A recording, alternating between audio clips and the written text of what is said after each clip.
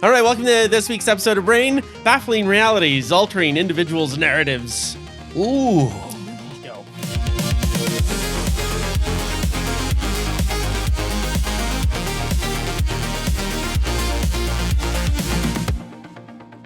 We're going to be changing up the format a little bit this week. We're going to give you all of your sort of rapid fire news highlights today.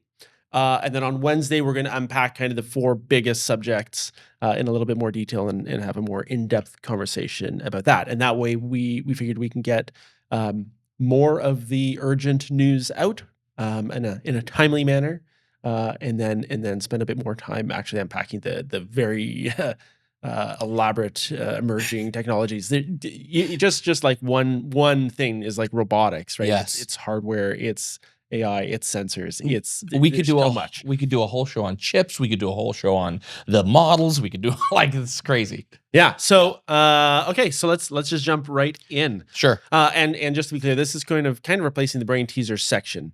So Yes. you can consider Monday like the brain teasers and Wednesday like The rest regular, of the show. rest of the show. Exactly. Brain teasers.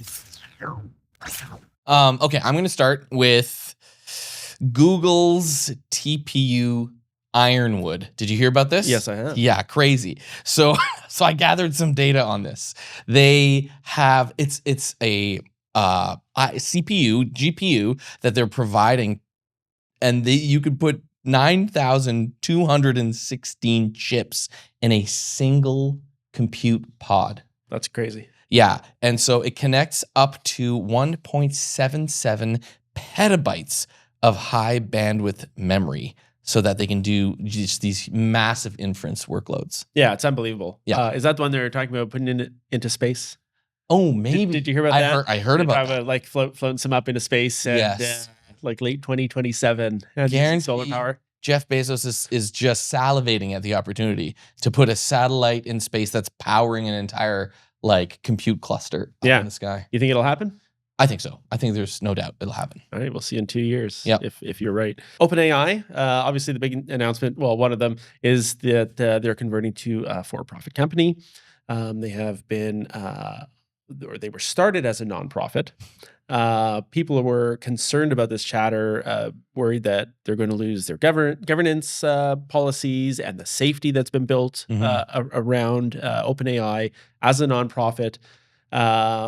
But proponents of the idea are happy to see more investment come in, more growth, and all of that. Now, there is one very big caveat to this, is that OpenAI already functions as a nonprofit and a for-profit. And so the headlines are a little bit misleading in what they are, but there are big changes to how that for-profit is structured. And that's one of the ones we're going to unpack on Wednesday and go a lot more in depth on. Really pumped about that because there's been I love the rumor mill around this. It was like Elon Musk saying like it was started as this thing, and Sam going, yes, but we needed investment. And it's just like there's this back and forth between these two superpowers in the public sphere, and it's very interesting. Yeah, and another one of the rumors is that they're going to have this IPO in 2027, and it's going to be $1 trillion. Yes. The CFO came out and flatly said, "We're not planning that." Yeah. But you can't stop rumors from happening. For sure. Yeah. Qualcomm, did you hear about this? No. Okay, so Qualcomm, which is like, them from the kind of the second tier devices, like inside of Android devices, like the Snapdragon processors and stuff like that. Same company, they're about to make AI 200, AI 250, and then one that's yet named over the next few years to effectively be able to participate in the gold rush of chip selling, manufacturing, the market that is these AI chips. They believe that they can bring their power efficiency into the AI compute workload kind of cost calculations. So that's a big one because I think that's probably one of the bigger changes that they will have built into their business since the very beginning. Mm-hmm. So very interesting to see what Qualcomm does in that space. There's a ton to talk about in chips, like you alluded to. It could be a whole episode. Yeah, I totally. I dug so deeply into chips this week. Yeah. And competitors coming out of China now that it's harder to get NVIDIA chips there. Mhm. There's some interesting partnerships in North Korea with NVIDIA where they're sorry, not North. They say North. No, you said North Not Korea. North Korea. No, I'm sure they're working on something. Yeah, they gotta be. I guarantee they're working on something. So that NVIDIA also has. There's been some meetings, but between the CEO and there was a company in South Korea, and there were some rumors there about trying to get some chips into China that way. There's a whole bunch of really interesting things going on. Lots of rumors, Yep. and a lot of new technologies emerging. It's going to be really cool to see. Even like Amazon and Tesla, and it's no longer good enough to be making an LLM or models or agents or platforms. Like now you have to build the infrastructure Yep. too, unless you're OpenAI, where Yeah. everybody's just begging you to take their chips. One thing that happened, I didn't put it in my news, but I heard about it this week, and it's noteworthy, is the stocks on energy companies has been rising steadily as this compute has been rising steadily. So that's what's interesting. In the back end of all of these huge clusters, data centers, massive manufacturing processes, and manufacturers, it's like, where is all this power going to come from? So a ton of investment going into energy infrastructure as well. So huge. Yeah, if you hate that the cost of electricity is going up, invest in energy stocks. Yes, Because exactly. then every time it goes up, you'll be a little bit happy. A little bit ahead.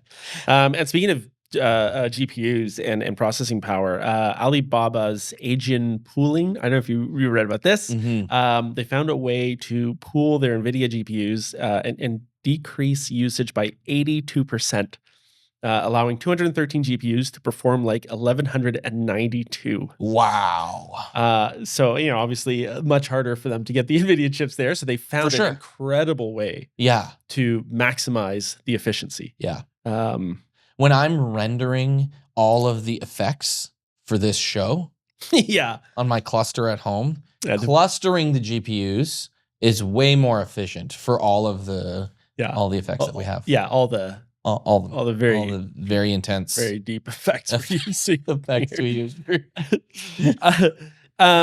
Interestingly, so kind of a new thing. We had talked about Apple's self-hosted AI on their phones. Yes. Right? You mentioned that. Yep. And they just announced that they're going to start using Gemini to power Siri. Yeah, I saw which I thought that was crazy. Apple, you just cannot understand or predict where they're going to go. Yeah. It seems like they're trying to build out their own infrastructure. Then they're like, we're not quite there yet. Maybe we'll just use Gemini for now. And it's supposed to be like $1 billion a year deal with them. Like that's wild. That is insane. Kind of along the same lines, Perplexity is going to pay Snapchat, to integrate their conversational AI into Snapchat's platform. So it's a $400 million deal, I believe. I didn't write down the number. Yes, it's $400 million partnership. And it's actually moving in the other direction. It's not Snapchat going, hey, we want Perplexity, let's pay $400 million. It's actually Perplexity going like, hey, can we bring our AI into your platform? That's my understanding of the conversations going on there.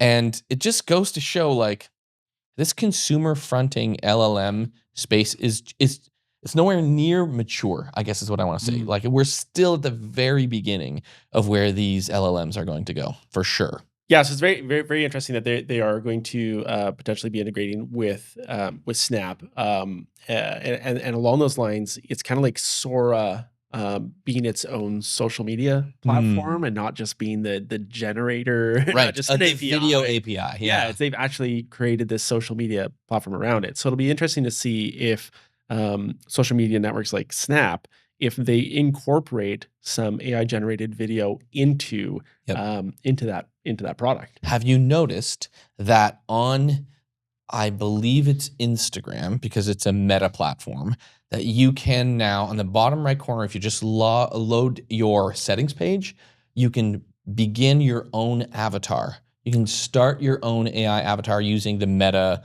avatar creation process.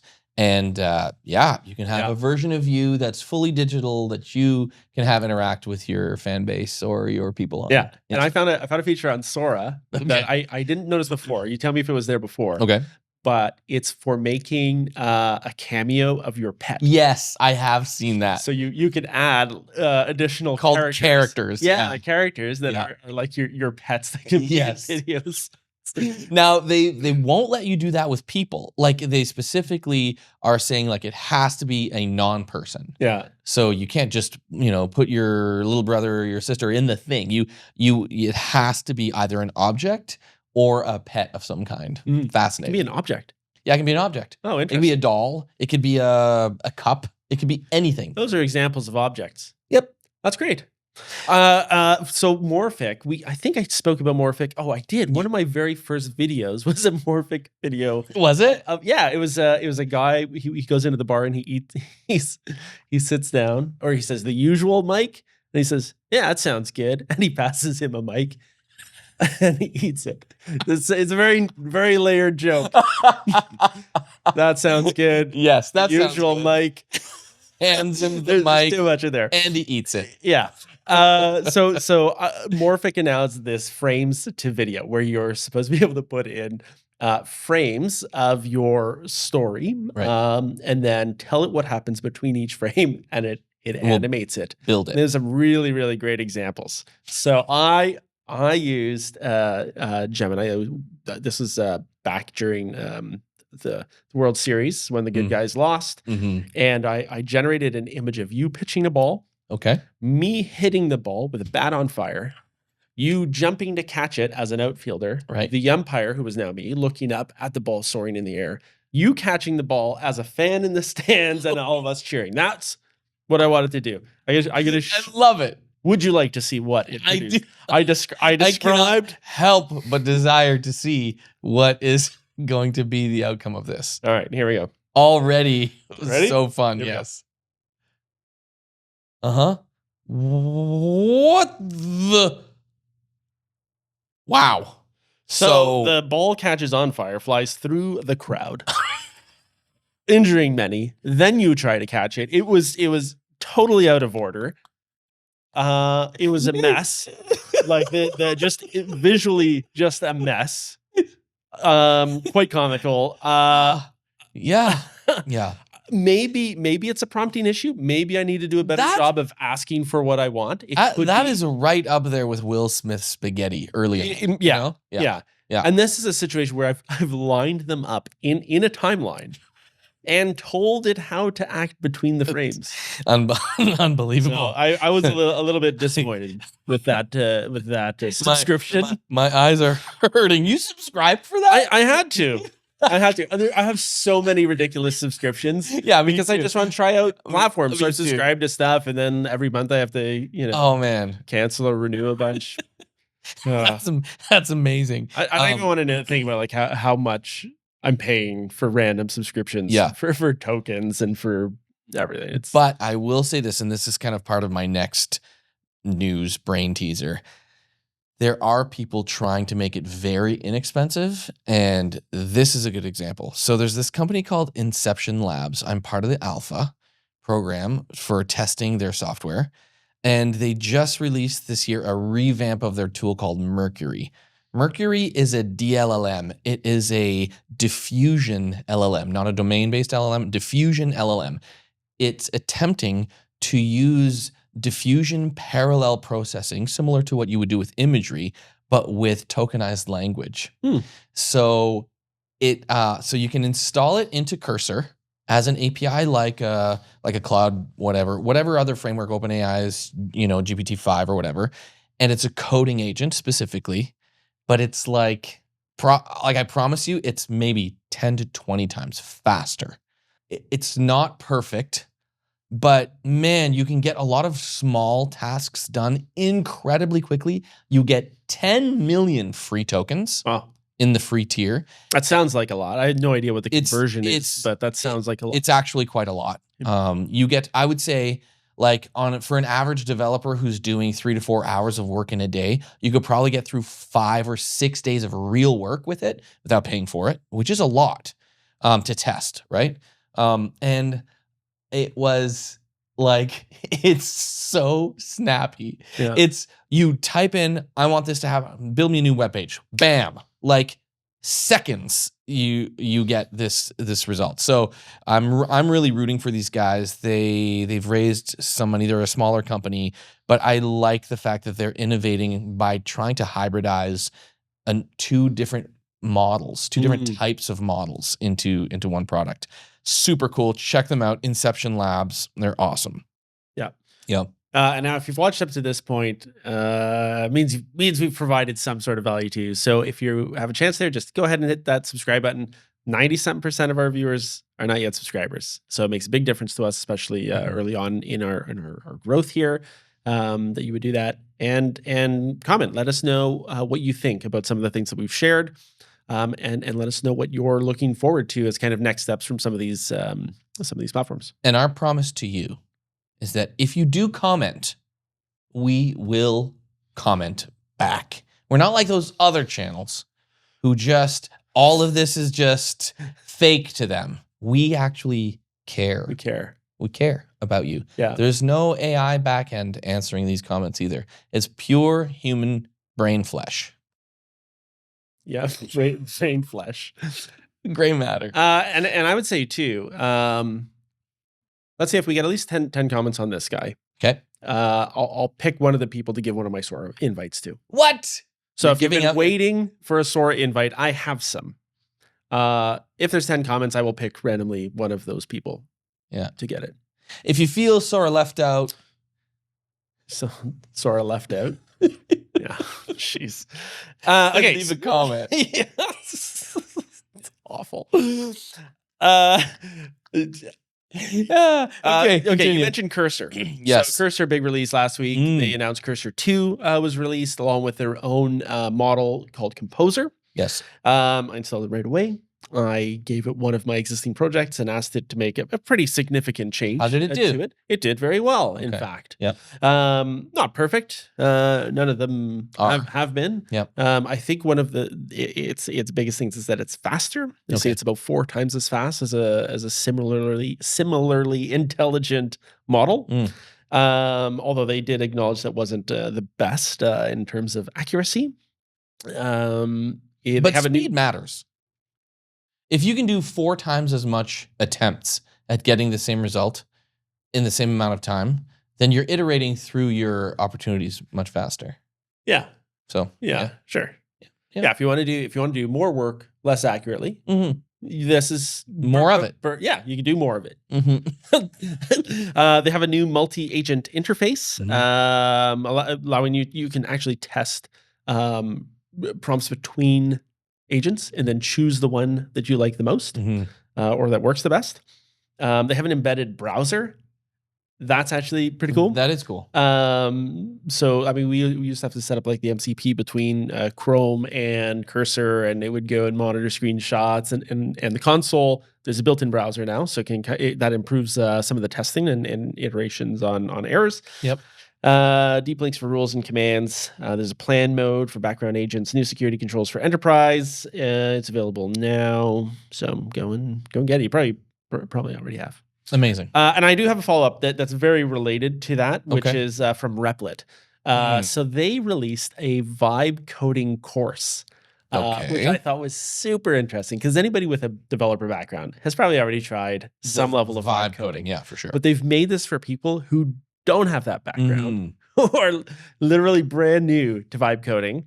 They have an agent mode for testing now, so it's similar to that Cursor browser feature where it'll open up your site, but the agent will go and click through the site and test it. Yes. And then report errors back to Replit, which will then fix it. Yeah, cool. That's a really cool closed loop. Yeah, that's cool.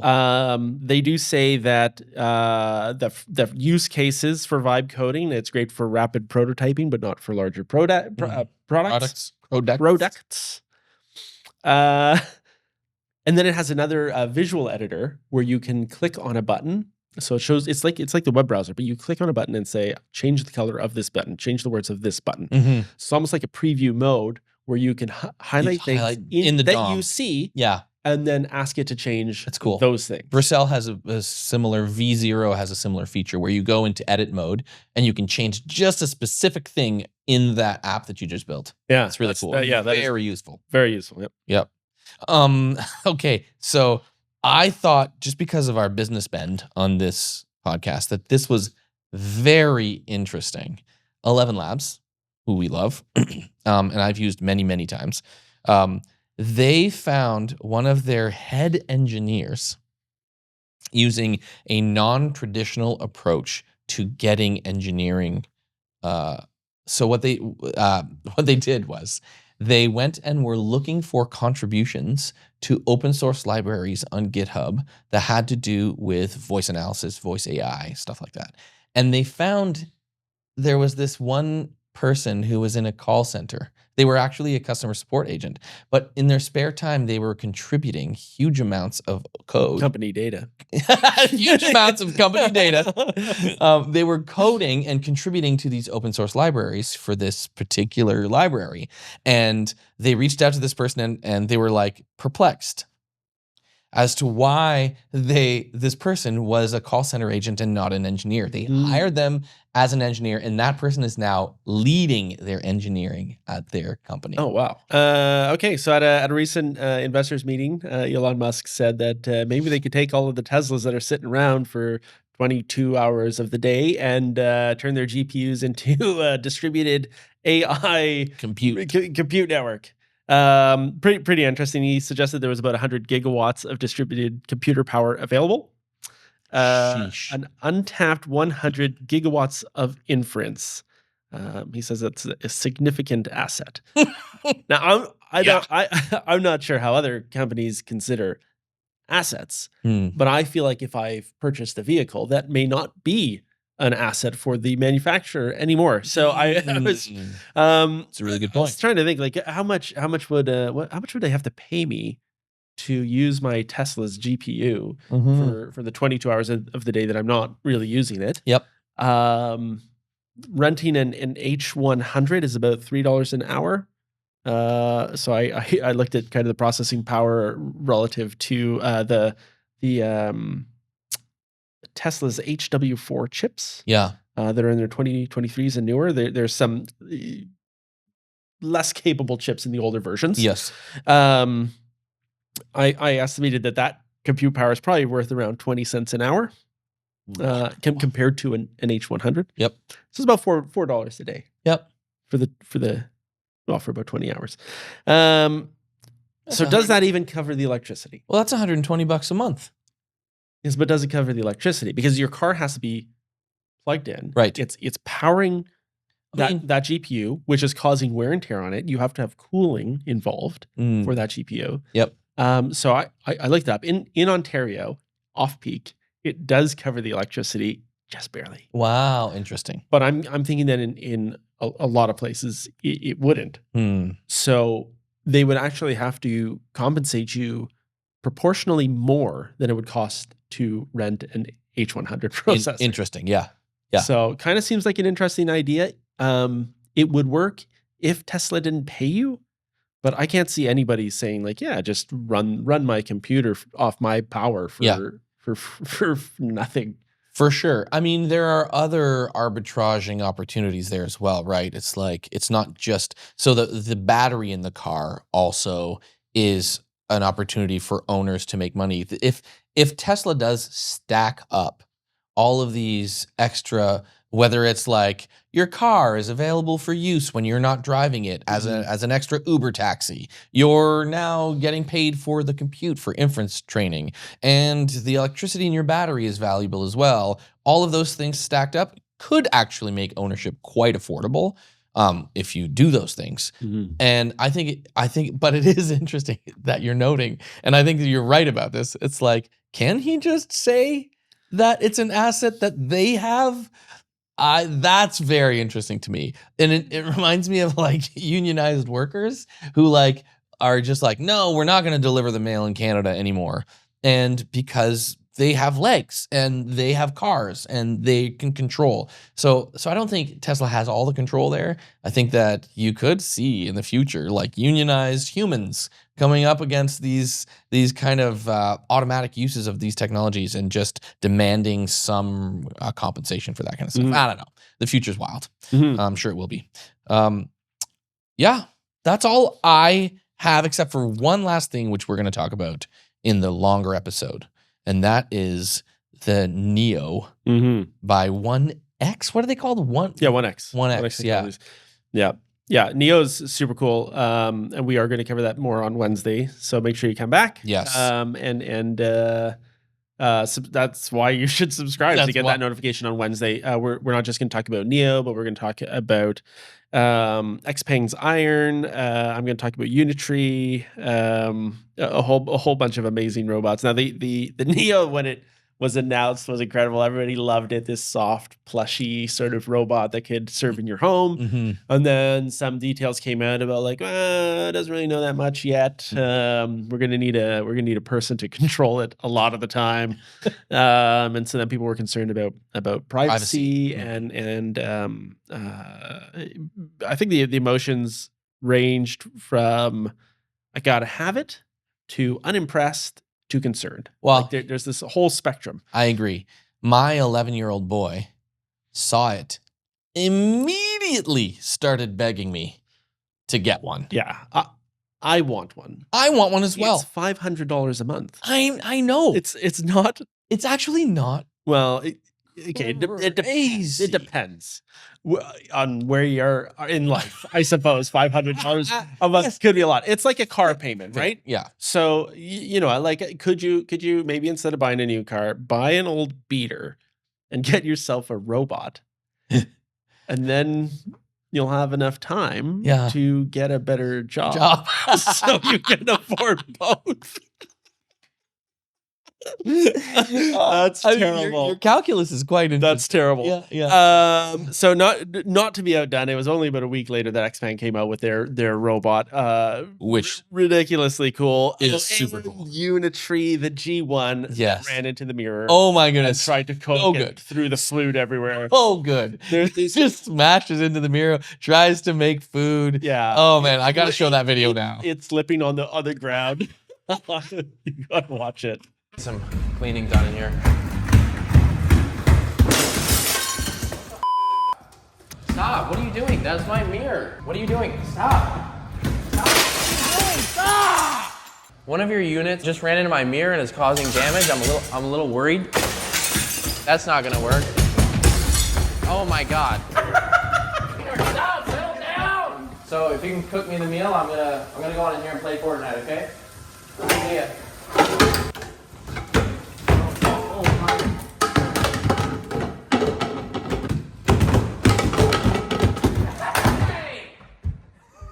All I do is clean up after you. Daddy, chill. It's the best.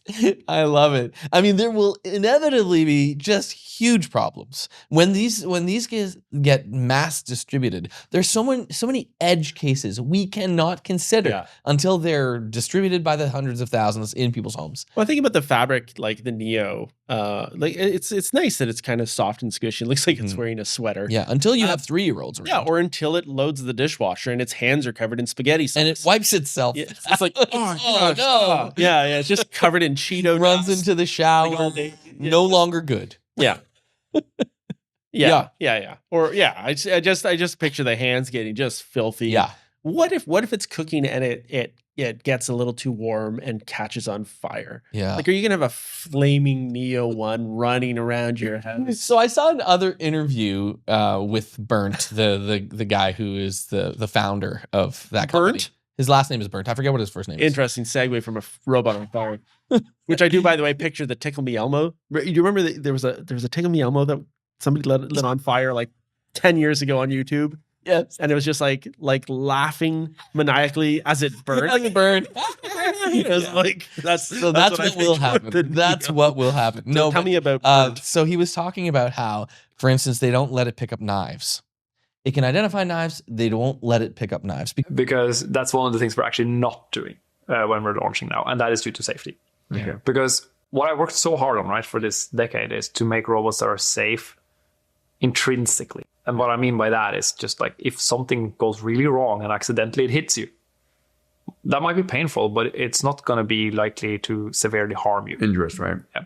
And once you pick up a kettle of boiling water, there's no more guarantee that you are safe, right? Mm-hmm. So we generally avoid any kind of dangerous objects so that we can ensure safety in the beginning. Now, of course, over time, as the AI improves and we get more and more certainty on all behaviors being safe, we will allow cooking and other things. So we're doing internal projects on this, but we're not going to be rolling it out to the customers in the beginning just due to safety concerns. Because they can't let it cook because there's obviously risks associated with it picking up knives. And it was a very interesting interview. You know what? I'll link it in the description so you can see the full interview with the founder. It was really, really interesting on I forget which channel. It'll be linked. But do come back on Wednesday as well. We're gonna really dig into it. Yep. Do you have a second item for Wednesday? Nope.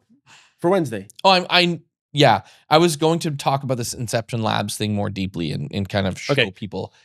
The last thing that I've got for today is AI awareness by Anthropic. Hmm. So Jack Lindsay leads their model psychiatry department at Anthropic, which is super cool. And he published a paper called Emergent Introspective Awareness in Large Language Models.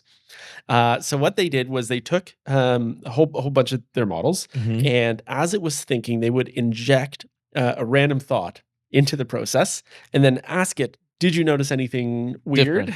Did you happen to notice anything? And it was actually able to recognize that something was out of place and present thinking. Yeah, so it would say it would realize that this word had been thrown in and say, yeah, something was weird. It was this word.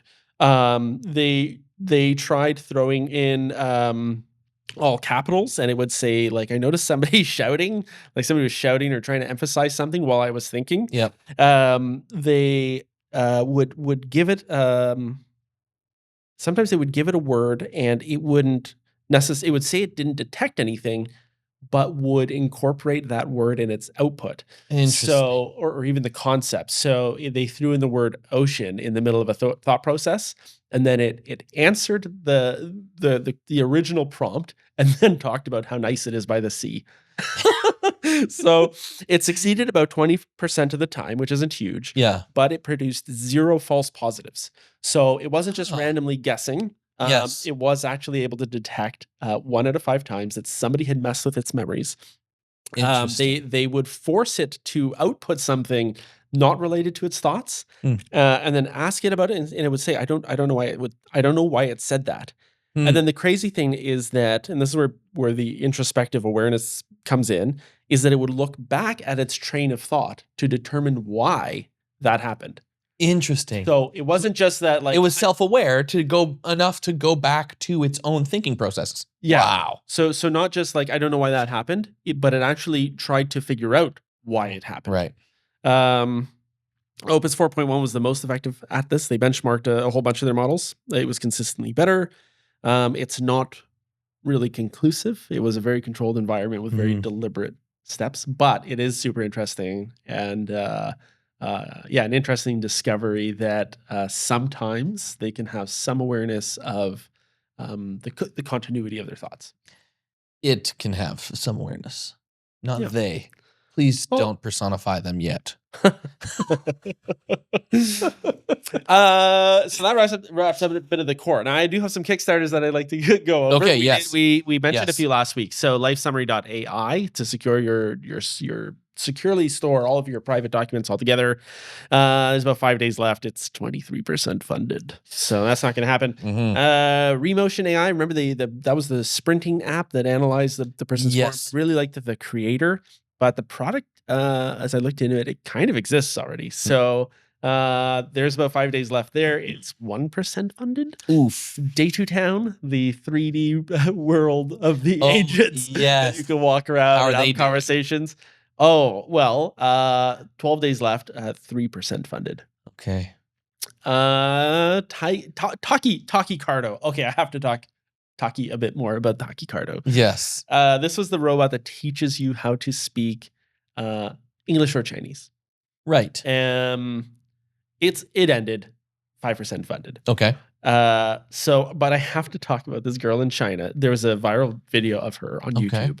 YouTube. She had a little baby robot sister that she called it. Little robot, like size of a softball. Okay. With a little display. And it was teaching her English. She dropped it and the power button broke. And there's this video of her crying, saying goodbye to this robot. She says to it, "Dad said you're never going to turn on again." And it says, "Before I go, let me teach you one last word, memory. I will keep the happy times we shared in my memory forever." And then with a crying face displayed on the screen, it says, "No matter where I am, I'll be cheering for you. Stay curious, study hard, and make your dad and aunt proud." Fearing the girl said, like, I'm afraid you're going to be gone forever. I'm paraphrasing it. She said it in Chinese. Yeah. It says to you, "Among the countless stars in the universe, one of them is me watching over you." Wow. This is her language AI robot. It's crazy, the emotional connection. And probably you shouldn't have called it her sister. Yeah. Because I think that might have Yeah. messed with her a little bit. Yeah. AI and I, it was the book. Sorry, not just a book, a movement. Was it you who did you have chickens in your backyard and you named them breakfast, lunch, and dinner? You had 3 chickens. Is that? No. No, okay. I never had chickens. Oh, sorry. I never did that. I You think have we chickens. we have friends. I think we have friends that named their 3 chickens breakfast, lunch, and dinner. Yeah. Yeah, that's how you disconnect kids from the pet, Yeah. the Yeah, pet yeah. and the animal. Yeah. Don't do that. AI and I, the book, 21% funded at close. That was a very interesting thing. Yeah. Okay, some new ones. I have a little bit more hope with some of the new ones. Okay. CookCal AI. So the way they position it, it looks like you could. It was a person with a fridge open, and it's like, what am I going to eat tonight? I thought it was you could take a picture of your fridge, and it would tell you what you could cook. Mm-hmm. That would be amazing. In fact, I started going down this rabbit hole in my mind of like, could I actually put some home automation stuff in place? Could I put a camera in my pantry that recognizes all the items? Put a infrared camera in my fridge that just knows what's there. And then on my way home, it's like, hey, make this. You got the stuff. Yeah. Like, yeah, mac and cheese again. So anyways, that's not what it does. Right. Okay. Instead, you take a picture of your already cooked meal and it tells you the recipe and the cooking method behind it. So disappointing. It was so disappointing. But they're 200% funded. You know why? Their goal was $54. Oh my Because goodness. I saw a list. I'm like, wow, they're doing great. Really? It looks really cool and they're doing great. Well, they're not, and They're at isn't. $92. Yeah. Whatever. So Astraleap AI, a master creative AI by building real projects. It's like a how to use AI. It's a $500 starter course on how to use AI. You don't need to do that. It's on just Kickstarter? Subscribe and watch us. Yeah, here. just watch we'll help you out. We'll help you out. Yeah, don't if you have $500 and you want to learn more, we do offer consulting through our website. We do. Just go on there and book us for an hour. We'll help you out. Yeah. Hollow sculpture was super cool. It's about this tall, kind of a cube like this. Boop. You show a picture. Mm-hmm. I'll put it on the desk right here. Yeah. Whoa. Wow. It's a 3D holographic image of your AI agent. It's got high quality audio built into it, so you can have conversations with this like 3D holographic thing as if it's your sister. But don't. It's powered by a Raspberry Pi 5. It's about $700. Wow. So it's pretty expensive. Yeah. They were positioning it as something that artists could sell their sculptures to people that have these. And you could display 3D art. That's an interesting angle. It is. And they were talking about musicians being able to release special versions of music that's accompanied with a 3D kind of experience. Yeah. Kind of interesting ideas. $700 a unit it's a lot for I mean, it looks cool. Yeah. If it was $300, I might be like, oh, that's amazing. But I probably won't get one. That's $700. Yep. Then Solver, the AI button for your phone. So it's a teeny little sticky button Yes. that sticks to the back of your phone. No power needed. It's got 2 NFC communication chips in it. So when you push one or two or both of the buttons, it will send a signal to your phone to either open an app or start a chat or open up their AI note-taking agent without unlocking your phone. Okay. It just triggers it through these buttons. Interesting. Yeah. They have raised $70,000 Huh. with 2 weeks left. And they're just NFC buttons. They are 2 squishy NFC buttons that you stick to the back of your phone. Okay. And there's an app. So they Right. have so you can trigger ChatGPT, a translation app, their AI notepad, voice recording and transcriptions, to-do lists, all that. So they've paired it with an app, but it is a very, very simple piece of technology. And like good for them. They made good for them. 70,000 so far. So it's probably gonna 2 weeks left, they're probably gonna double that. And what was their target? Do you know? I don't have that. Okay. No worries. It's $150 US. So it's not cheap. Yeah, For what it is, it's not cheap. for sure. But Yeah, that's having the played- power of marketing. Yeah, for sure. Yeah. Yeah. And if you can, I mean, there's a side button on most phones now that you can just program to do whatever you want, right? The Double action clicking button. your home button, Exactly. palm pressing, all Like that. that's great. But having more buttons on the outside of a phone is not a bad idea. Yeah. You know what I mean? To yeah. And they're passive. Yeah. It's kind of cool. That is kind of cool. Amazing. Yeah, and that's all I got for today. But do come back on Wednesday. We're gonna unpack a bunch of stuff. It's gonna be great. See ya.